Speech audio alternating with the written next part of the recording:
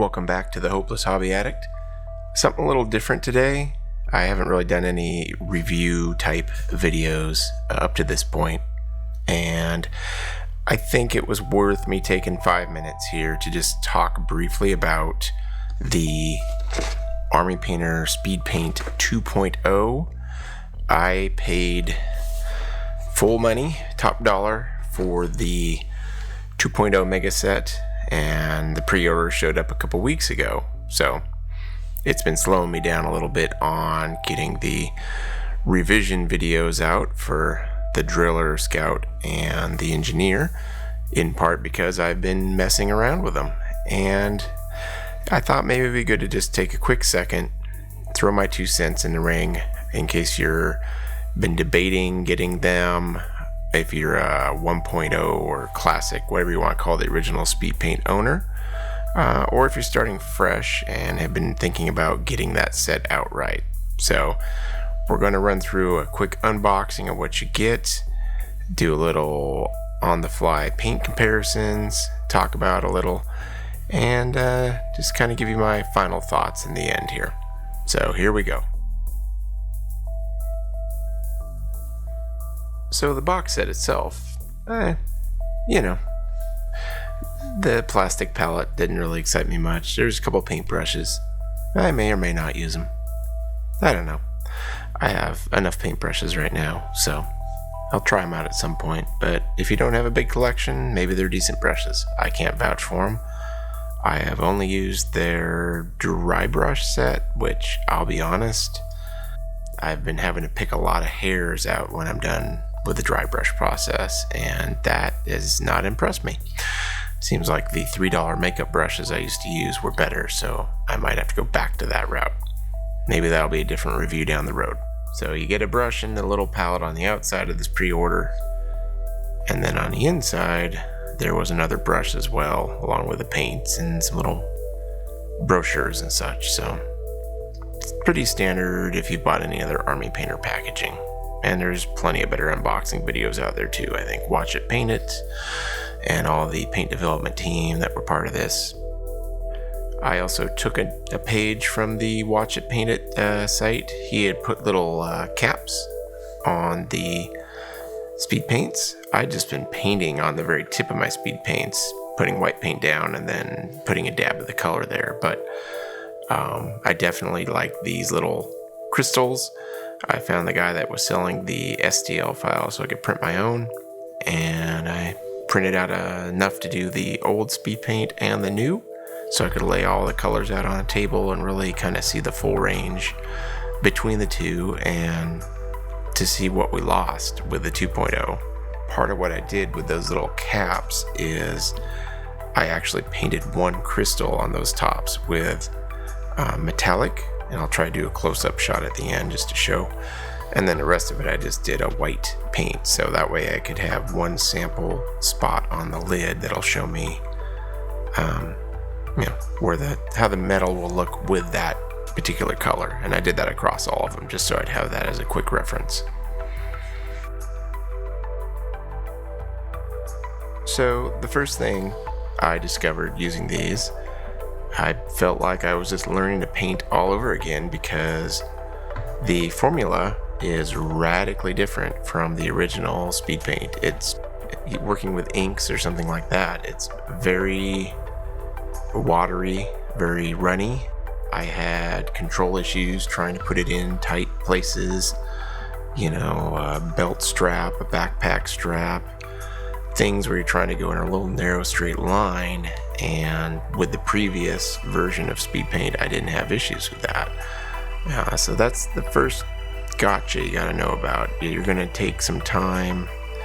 I would do some test models like I did here. I printed up a couple more drillers and I printed up a couple more scouts for this video, just to do one with like Speedpaint 1 versus Speedpaint 2, just to kind of get a feel for the color differences. I will say they have a poppier yellow though. This is one of the brighter yellows. So this is maize yellow, very bright, very poppy. I do the metal with a broadsword silver, which actually wasn't bad. It wasn't amazing, but it's almost like a darker gunmetal. So I could see using that on weapons and such, but not for a shiny suit of plate mail. I'll still go back to my standard acrylics for that.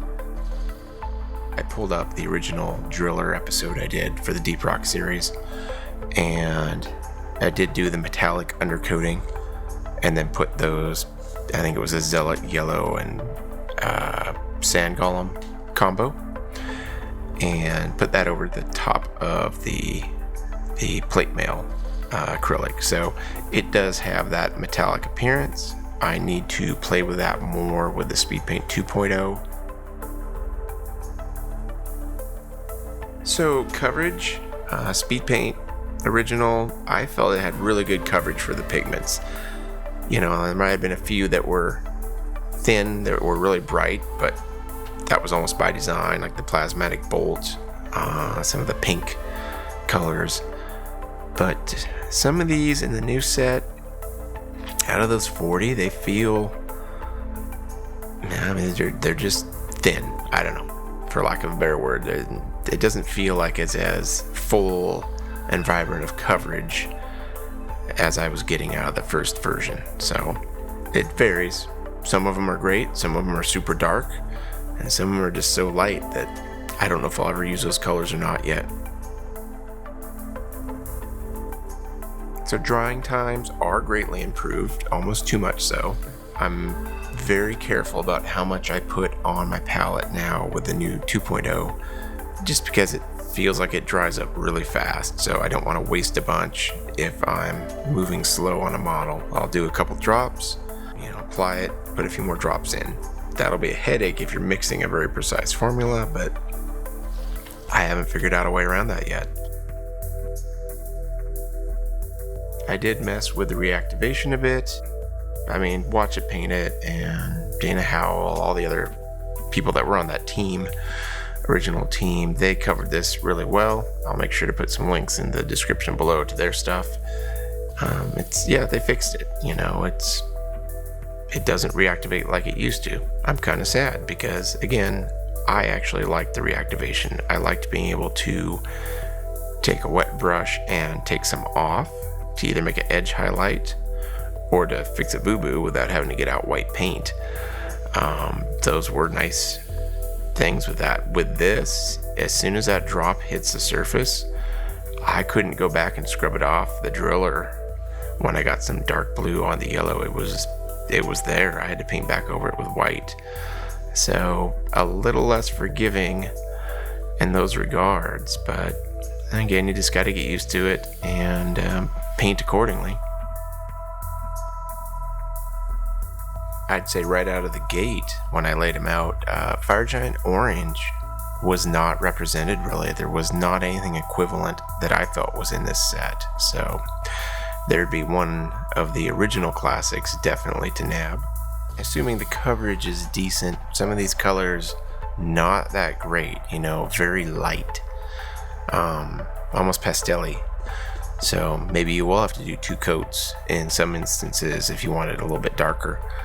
It's really going to depend. There are a lot of dark blues, grays. Here's a picture of the starter set for Speedpaint 1, which had hardened leather. I love it.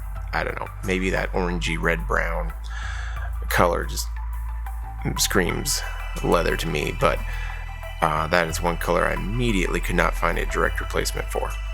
But that comes in the starter set, and then in the new starter set is a Satchel Brown.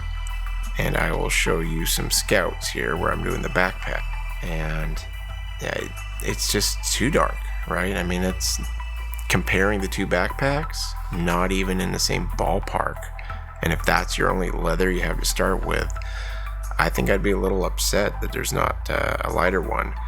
I think the Ruddy Fur and the Fire Drake, those 2 came close to the hardened leather. I don't know. I just question some of their color choices with these sets, but I'm not a marketing guy, so maybe I'm in a minority on who likes the hardened leather color. The Magic Blue on the Scout here is pretty similar. That's a pass. Once I got used to the flow of the 2.0, the colors were pretty darn near identical. And that's kind of the case with the others. They're all pretty close, definitely slight variations though, so something to be aware of and be prepared for when you get these, that if you're used to the original colors, they will not be spot on, but close enough to pass in that color range. And then there's the 3 metallics in this. So I guess the what is this? It's the Hoplite Gold.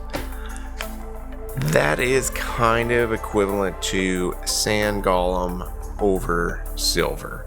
So maybe they earned a point back there. I don't have to do metallic silver followed by Sand Golem to kind of create that, darker gold color. Now I can apply this, and you'll see in my revised Scout video, I'll put a picture in here I guess, I used it for the trim on the knee pad.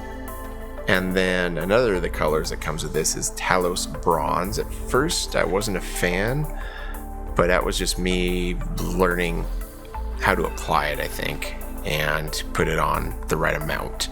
Once I did that, I really liked it for the knee pads here I did on the same Scout.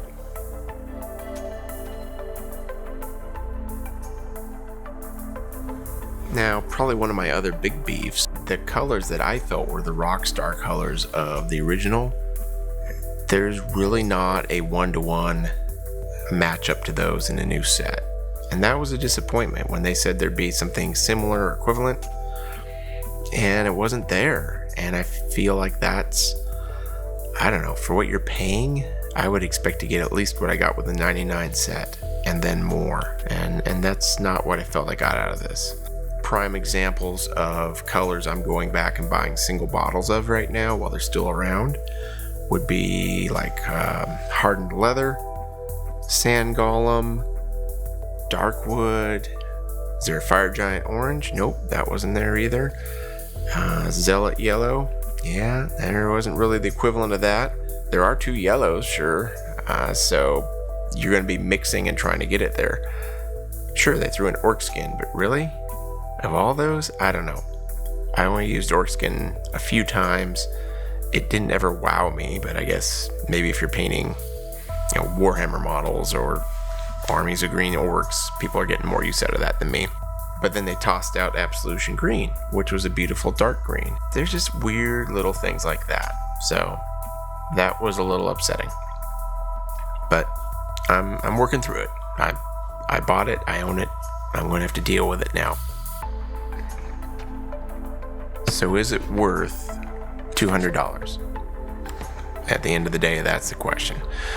Army Painter, they did what they said. They fixed activation or reactivation. They changed the formula for sure. It's thinner though, very runny now. So I personally had control issues initially using it because I'm used to the thicker original version that stuck where I put it.